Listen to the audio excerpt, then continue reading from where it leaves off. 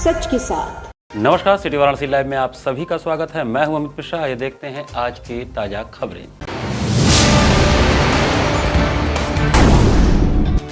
मुस्लिम महिलाओं ने ऑपरेशन सिंदूर की सफलता पर पीएम मोदी को भेजी राखी। बांग्लादेशी घुसपैठियों व रोहिंग्याओं को देश से बाहर करने के संबंध में पीएम के नाम संबोधित जिला प्रशासन को सौंपा गया ज्ञापन। दुर्गागंज चोरी कांड में वांछित 2 चोर मुठभेड़ में गिरफ्तार, 1 घायल, तमंचा और हथियार बरामद। और पिछले 8 दिनों से घट रही गंगा का जलस्तर फिर तेजी से बढ़ाव पर, बरौना में एक बार फिर से हुआ प्रवाह। और अब समाचार विस्तार से। ऑपरेशन सिंदूर की कामयाबी पर बनारस की मुस्लिम महिलाओं ने प्रधानमंत्री को राखी भेजा। उधर संसद में पाकिस्तान को सबक सिखाने वाले ऑपरेशन सिंदूर को लेकर पूरा विपक्ष प्रधानमंत्री नरेंद्र मोदी को घेरने में लगा और इधर उन्हीं के संसदीय क्षेत्र में मुस्लिम महिलाओं ने नरेंद्र मोदी को ऑपरेशन सिंदूर की कामयाबी पर राखी भेजा। मुस्लिम महिला फाउंडेशन एवं विशाल भारत संस्थान के संयुक्त तत्वावधान में लमही के सुभाष भवन में बड़ी संख्या में मुस्लिम महिलाओं ने ढोलक की थाप पर मोदी जी के लिए गीत गाए।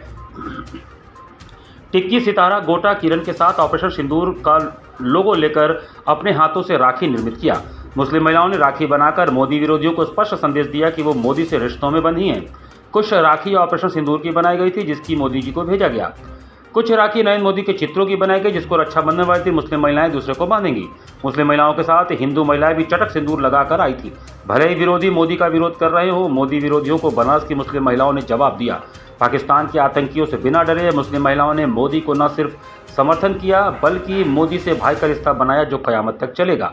इस अवसर पर खुर्शीदा बानो, नगीना बेगम, डॉक्टर मिंदुरा जायसवाल, आसमा जबी, महरनिशा, रोशन जहां, मुन्नी, गुलशन बानो, नरगिस, जमीला, रुखसार, रमता, सुनीता, मैना, पार्वती, सरोज, अंजू, ममता, इली, खुशी, उजाला, दक्षिता आदि महिलाएं मौजूद रहीं। किसी के लिए राखी बना रहे हैं, अपने हाथों से राखी बना रहे हैं और ऑपरेशन सिंदूर की सफलता में ऑपरेशन सिंदूर का चित्र बना हुआ राखी बना रहे हैं और मोदी जी का धन्यवाद अदा कर रहे हैं कि हम लोग जिस तरह से उन्होंने ऑपरेशन सिंदूर को सफल बना करके भारत की बेटियों का, महिलाओं के स्वाभिमान की रक्षा की है। क्योंकि एक भाई समझ सकता है एक बहन की सिंदूर की कीमत क्या होती है। उन्होंने ऑपरेशन सिंदूर को सफल बनाया और पाकिस्तान को धूल चटाया। ये इसके लिए हम लोग बहुत ही खुश हैं क्योंकि हमले के समय ये कहा गया था कि मोदी जी को बता देना, मोदी जी ने करके दिखाया और हम लोग इसके लिए बहुत खुश हैं।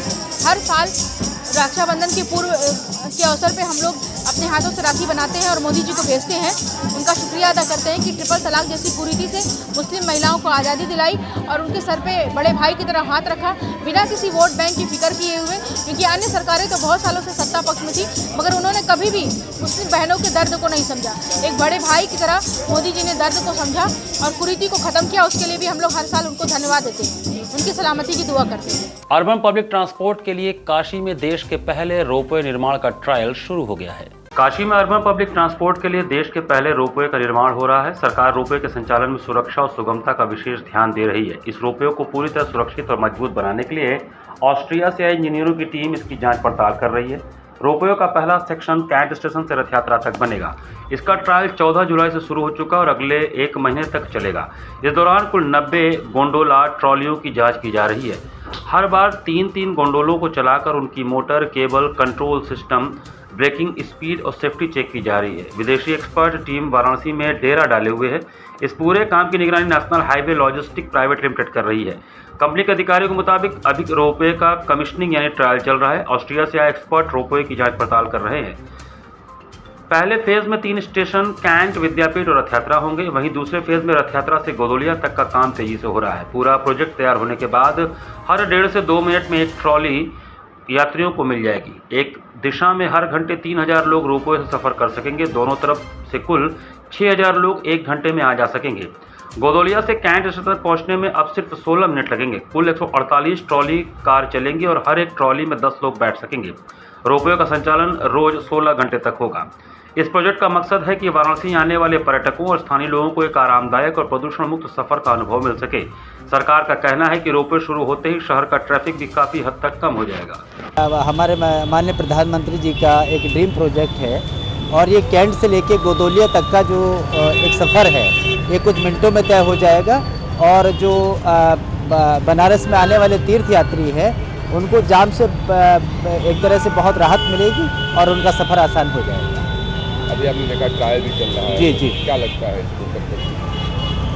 मुझे लगता है कि पीएम साहब का दौरा है क्योंकि 2 तारीख को हो सकता है कि प्रधानमंत्री जी ये सौगात वाराणसी वासियों को दे दें। तो मतलब वाराणसी के लिए बहुत बड़ी उपलब्धि होगी। जी, जी, सच में इसमें 2 राय नहीं है। ये बनारस के लिए बहुत बड़ी उपलब्धि है।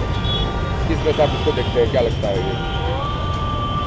इसका सबसे बड़ा तो यही था, जैसे यहाँ कैंट से गोदोलिया जाने में हमें कम से कम 1 घंटा 1.5 घंटे का टाइम लगता है।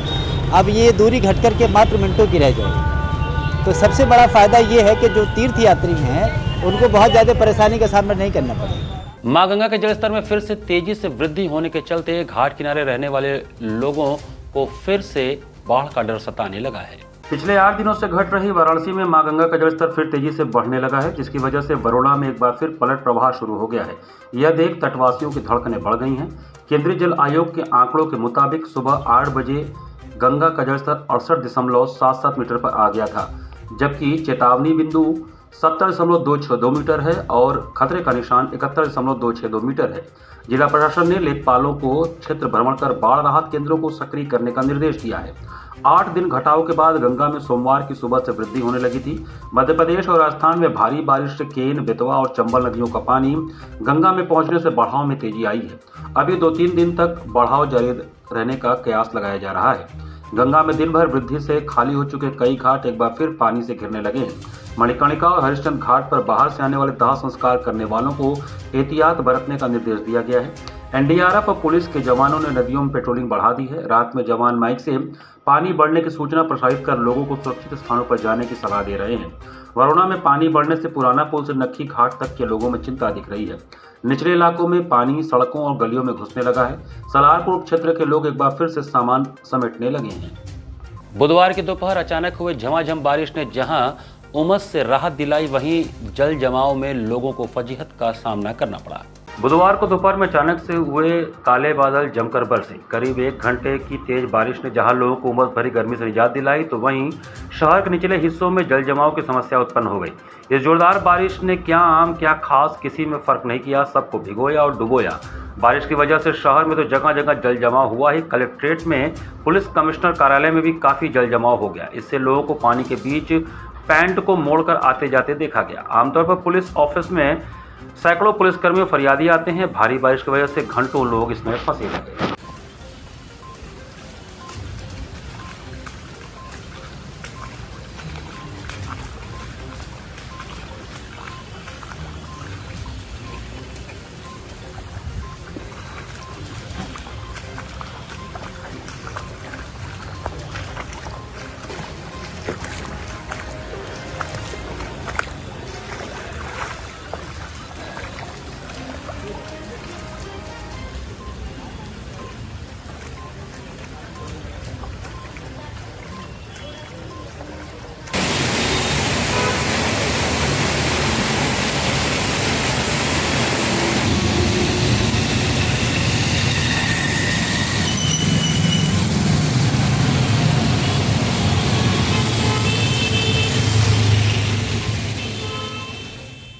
बांग्लादेशी घुसपैठियों व रोहिंग्याओं को देश से बाहर करने की मांग से संबंधित ज्ञापन सौंपा गया।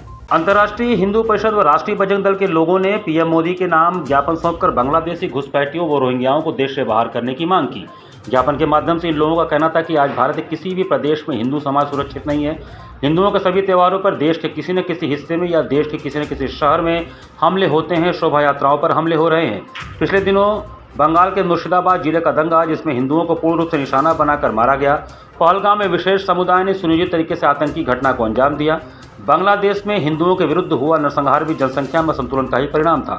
देश में बढ़ती हुई जनसंख्या का एक बड़ा कारण बांग्लादेशियों रोहिंग्या सामुदायिक घुसपैठ भी एक बड़ा कारण है। इस घुसपैठ को रोकना और घुसपैठियों को बाहर निकालना भी जरूरी है। छांगुर जैसे विदेशी धन पर धर्मांतरण करने वाले सक्रिय गिरोह भी हिंदुओं की सुरक्षा के लिए बड़ा खतरा है। छांगुर जैसे लोगों के विरुद्ध ऑपरेशन चलाने की आवश्यकता है। इन घटनाओं को देखते हुए वर्तमान समय में बहुसंख्यक हिंदू समाज अपने धार्मिक पर्वों, सांस्कृतिक मूल्यों एवं अस्तित्व पर लगातार हो रहे हमलों के कारण गंभीर संकट की स्थिति में है। अतः ऐसे में आवश्यक हो गया है कि बांग्लादेशी घुसपैठियों व रोहिंग्याओं के खिलाफ कड़े कदम उठाए जाएं। ज्ञापन देने वालों में अर्जुन कुमार मौर्य, शिवम पांडे, श्रवण कुमार मौर्य, विकास कुमार, अंकित सेठ, अरविंद शर्मा, राहुल सेठ आदि शामिल थे।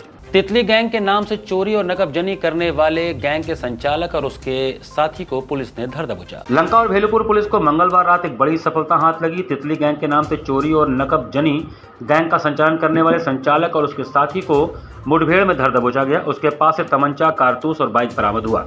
घायल को पुलिस ने अस्पताल भेज दिया है। मुठभेड़ की सूचना मिलते ही मौके पर डीसीपी और एडीसीपी श्रवण टी पहुंचे। उन्होंने बताया कि मुखबिर की सूचना मिली थी कि तितली गैंग के 2 साथी किसी बड़ी घटना को अंजाम देने के लिए निकले हैं। दोनों का लोकेशन लोटूवीर पुलिया के पास मिला। सूचना मिलते ही पुलिस ने घेराबंदी की। चेकिंग के दौरान एक संदिग्ध बाइक से 2 युवक आते दिखे। लंका और भेलूपुर पुलिस ने रोकने का प्रयास किया, लेकिन वह पुलिस पर फायर झोंकते हुए भागने का प्रयास किए। पुलिस ने जवाबी कार्रवाई में एक बदमाश के पैर में गोली मारकर पकड़ा, जबकि एक को पुलिस ने दौड़ाकर पकड़ लिया। पैर में गोली लगे युवक की पहचान नगवा निवासी सचिन रावत के रूप में हुई, जो तितली गैंग का संचालन करता था। इसके ऊपर पहले से 16 केस रजिस्टर्ड है, जबकि उसका साथी भगवानपुर निवासी समीर सोनकर भी गिरफ्तार हुआ। उस पर 9 केस दर्ज हैं। कुछ दिन पहले ही भेलूपुर पुलिस ने गैंग के कुछ सदस्यों को पकड़कर 6 लाख के माल बरामद किए थे। उस एक बदमाश द्वारा पुलिस के ऊपर फायर किया गया था। आत्मरक्षा हेतु पुलिस ने जवाबी फायरिंग किया, जिसमें एक व्यक्ति को पैर में गोली लगी है। उनको मेडिकल फैसिलिटी के लिए उस समय हॉस्पिटल भेजा गया था। तो ये फिर पूछताछ में ये ज्ञात हुआ कि ये जो तितली गैंग है, जो बंद घर में जो नकबजनी करते थे, उस गैंग का 2 मेन सरगना है और इनके विरुद्ध कुल इसमें 2 व्यक्ति गिरफ्तार हुए, जिसका नाम है सचिन रावत और समीर सोनकर। सचिन रावत के विरुद्ध कुल 16 मुकदमा पहले भी पंजीकृत हैं और समीर सोनकर के विरुद्ध 9 मुकदमा पहले से पंजीकृत हैं। और उल्लेखनीय तथ्य ये है कि इस तितली गैंग का 6 अभियुक्त को पहले भी पूर्व में भी गिरफ्तार करके जेल भेज चुके और उसमें पूरा 100% का बरामदगी भी हुई थी। और इस बार जब इनको पकड़ने की कोशिश की है, उस समय दूसरा जगह पे घटना करने के लिए प्लान किए थे। उस समय जो सामान है, जो तोड़ने के लिए थाला तोड़ने के लिए जो भी सामग्री है, वो भी बरामद हुई है और साथ ही साथ इनका 315 का एक कट्टा भी बरामद हुई है। और ये इनके विरुद्ध और पूरे गैंग के विरुद्ध 107 BNS के तहत जो अपराध से अर्जित संपत्ति की अटैच किया जाएगा और बाकी इन पूरे गैंग के विरुद्ध गैंगस्टर एक्ट के तहत कार्रवाई भी सुनिश्चित की जाएगी। 1 से 3 अगस्त तक IMS BHU के अस्थि रोग विभाग में 3 दिवसीय यूपी स्नातकोत्तर शैक्षिक और नैदानिक प्रशिक्षण कार्यशाला का आयोजन हो रहा है। IMS BHU का अस्थि रोग विभाग VOA के सहयोग से 3 दिवसीय यूपी स्नातकोत्तर अनुदेशात्मक पाठ्यक्रम की मेजबानी करेगा, जो 1 अगस्त से 3 अगस्त 2025 तक केन रुब्बा सभागार में चलेगा। 3 दिवसीय शैक्षिक और नैदानिक प्रशिक्षण कार्यशाला है। इस संदर्भ में बुधवार को BHU के मीडिया सेंटर में आयोजित प्रेस वार्ता में आयोजक सचिव डॉक्टर संजय यादव ने बताया कि यह व्यापक कार्यक्रम राज्य और बाहर के अस्थि रोग के क्षेत्र में स्नातकोत्तर छात्रों और प्रशिक्षुओं के लिए डिजाइन किया गया है। मुख्य कार्यक्रम में लंबी और छोटी नैदानिक मामलों की प्रस्तुतियों, वाइवा, मॉक ड्रिल, रेडियोलॉजी, आर्थोटिक्स और प्रोस्थेटिक्स सत्रों और आर्थोपेडिक उपकरणों व यंत्रों के व्यवहारिक प्रदर्शनों पर विशेषज्ञ प्रदर्शन शामिल होंगे। देश और राज्य भर के प्रख्यात विशेषज्ञ ज्ञान साझा करने और संवादात्मक सत्रों में योगदान देंगे। पहले दिन कूल्हे, कंधे और तंत्रिका संबंधी चोटों से संबंधित नैदानिक मूल्यांकन और प्रस्तुतियों पर ध्यान केंद्रित किया जाएगा। दूसरे दिन हड्डियों की सूजन, कोहनी, घुटने, रीढ़ और हाथ पैर की स्थितियों से संबंधित मामले शामिल होंगे।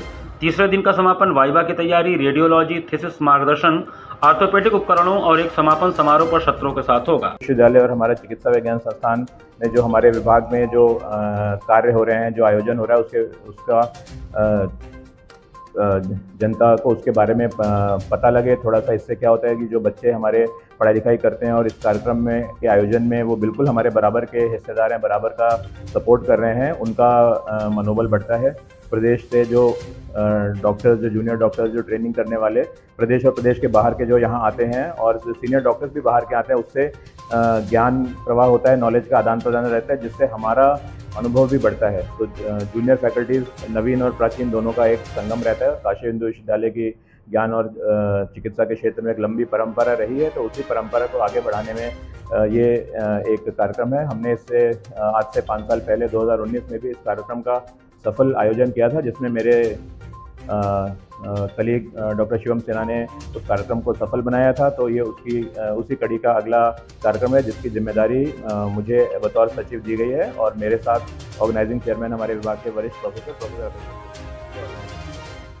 यहाँ पर वक्त चला छोटे से ब्रेक का। बने रहिए सिटी वाराणसी लाइव के साथ। वाराणसी लाइव, सच के साथ। Facilities of Navneeta Kuvar Public School, quality education, well qualified faculty, dance, vocal, instrumental music, robotics, art and crafts, skating, karate classes, indoor and outdoor activities, use playground for kindergarten and various types of games, math, physics, biology, chemistry lab and smart library, well maintained computer lab and classes, highly secure and GPS track convince facilities, educational based activities using technique tools and interesting methods for students.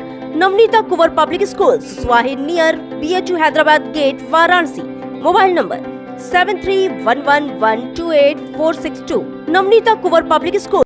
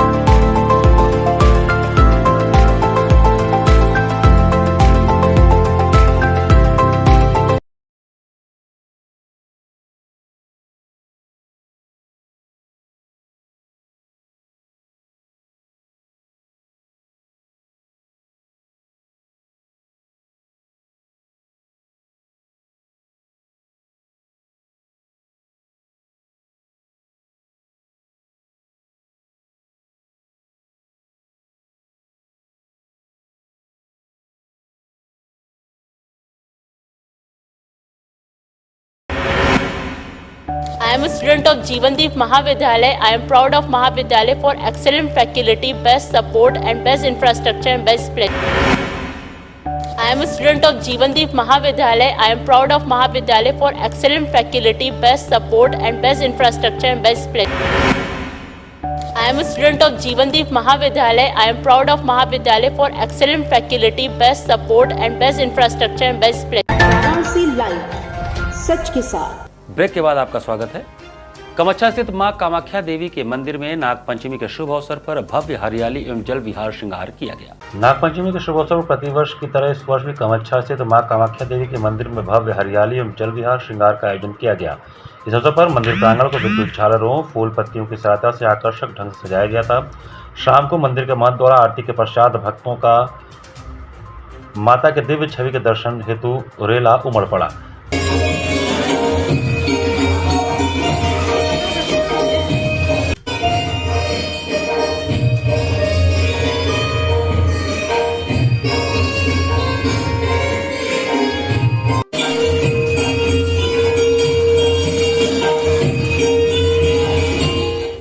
मां गंगा मंदिर बांस फाटक में मां गंगा का भी नागपंचमी पर हरियाली श्रृंगार, जल विहार और सुंदरकांड का पाठ, भजन कीर्तन का आयोजन किया गया। इसके तहत सर्वप्रथम सत्यनारायण शास्त्री ने माता की आरती की और डमरू दल के सभी भक्तों का मन मोह लिया। डमरू दल का स्वागत विमल कुमार त्रिपाठी समाजसेवी ने अंगवस्त्र प्रदान करके किया। विमल कुमार त्रिपाठी समाजसेवी ने बताया कि यह मंदिर 81 वर्ष पुराना है। यहाँ पर प्रतिवर्ष गंगा सप्तमी, गंगा दशहरा और नागपंचमी के दिन हरियाली श्रृंगार किया जाता है। माता के पूरे मंदिर को कामनी की पत्ती और शोक की पत्तियों, गुलाब और बेला के माला से सजाया गया था। इस अवसर पर पंकज अग्रवाल, LIC प्रबंधक, श्री अग्रसेन महाजनी महाविद्यालय, केशव जलान चीफ वार्डन नागरिक सुरक्षा, निधि देव अग्रवाल डिविजनल वार्डन चौक, अभिषेक त्रिपाठी, कृतिका मिश्रा, इशिता त्रिपाठी, मीरा मिश्रा, देव मनोज अग्रवाल आदि उपस्थित रहे।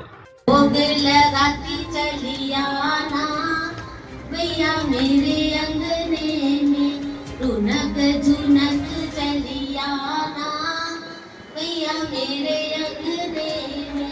अपराध नियंत्रण के मद्देनजर चौक थाने में स्वर्णकार संघ एवं पुलिस के बीच एक बैठक हुई। जनपद में अपराध नियंत्रण के लिए पुलिस आयुक्त पूरी तरह से तत्पर हैं। इसी के मद्देनजर चौक थाने में बुधवार को उत्तर प्रदेश स्वर्णकार संघ के साथ थाना प्रभारी विमल कुमार मिश्रा ने बैठक किया।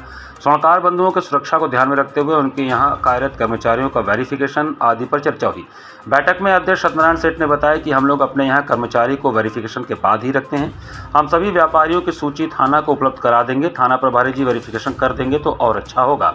हमारे क्षेत्र में सीसीटीवी कैमरा ठीक ठाक है। प्रशासन को जब भी हमारी जरूरत पड़ती है तो हम हमेशा सहयोग की भावना से तैयार रहते हैं। इस दौरान प्रमुख रूप से सत्यनारायण सेठ, शैलेश वर्मा, अनूप जायसवाल, मनोज सेठ, निरंजन सोनी, प्रेमचंद्र, अमित सोनी, अनिल सोनी, संजय यादव, बबलू सेठ, राजू सेठ, दिलीप सेठ सहित दर्जनों लोग उपस्थित रहे। उत्तर प्रदेश स्वर्णकार संघ और थाना चौक प्रभारी महोदय के साथ में बैठक आयोजित की गई।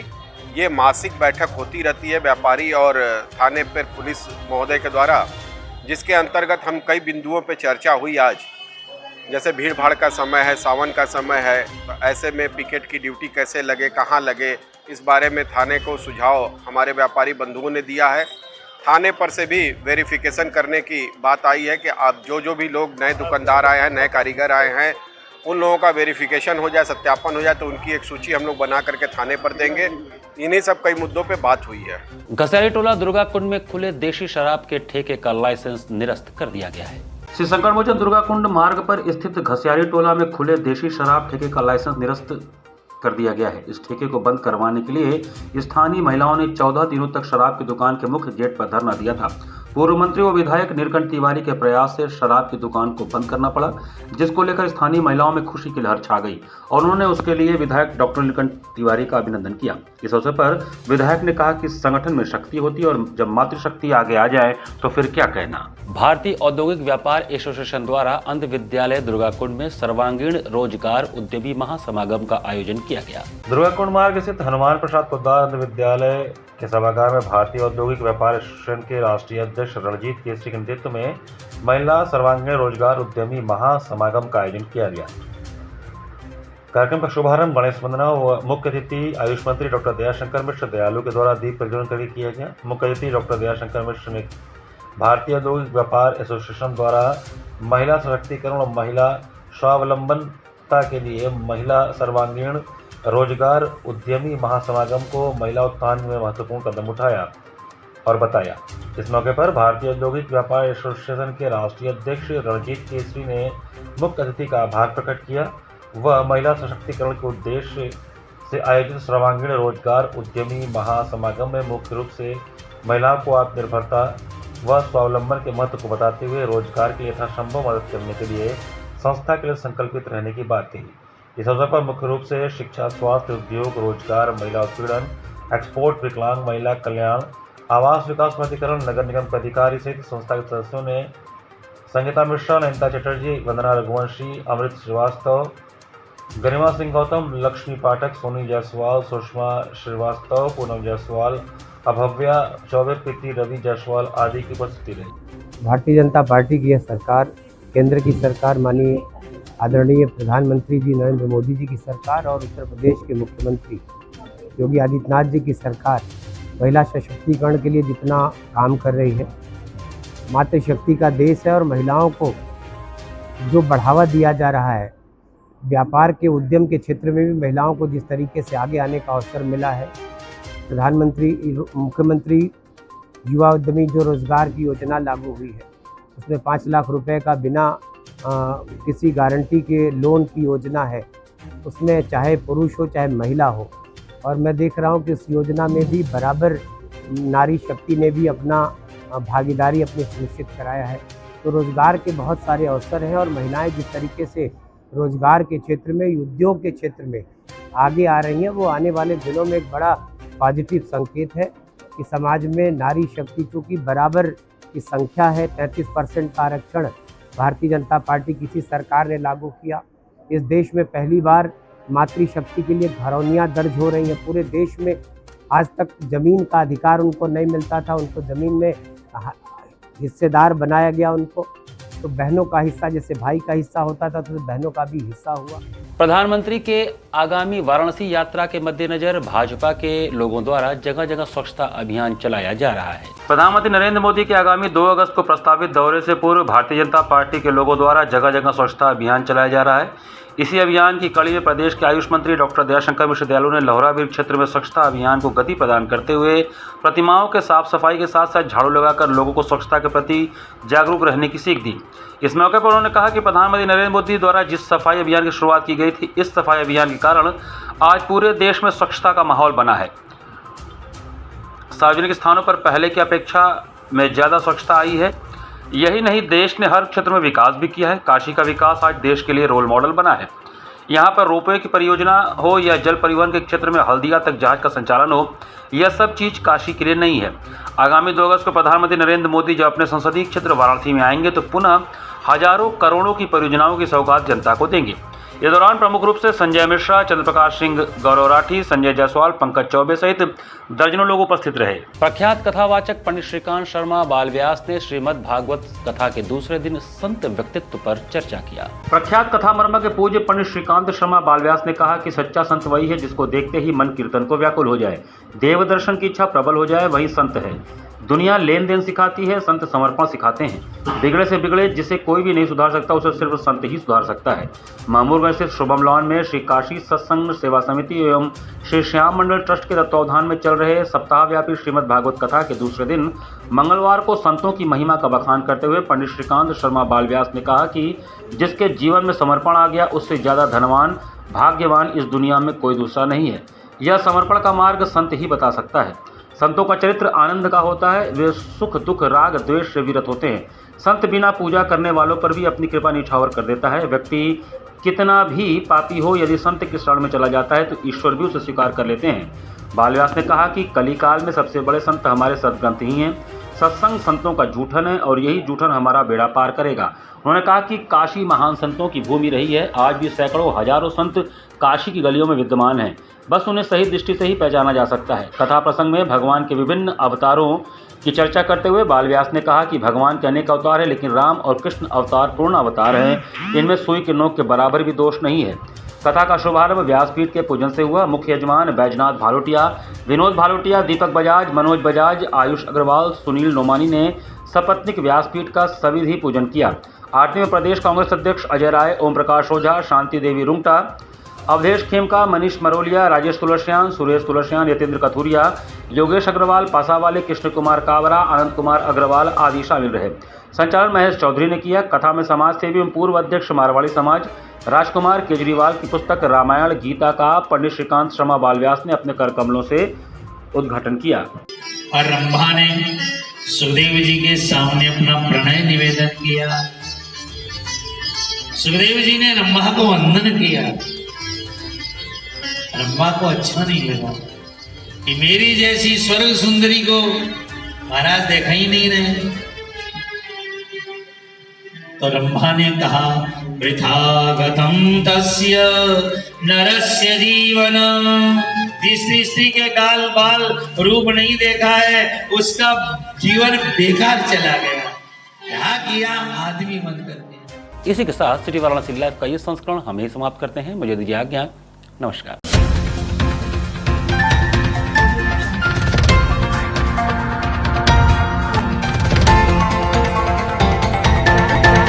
लाइव सच के साथ।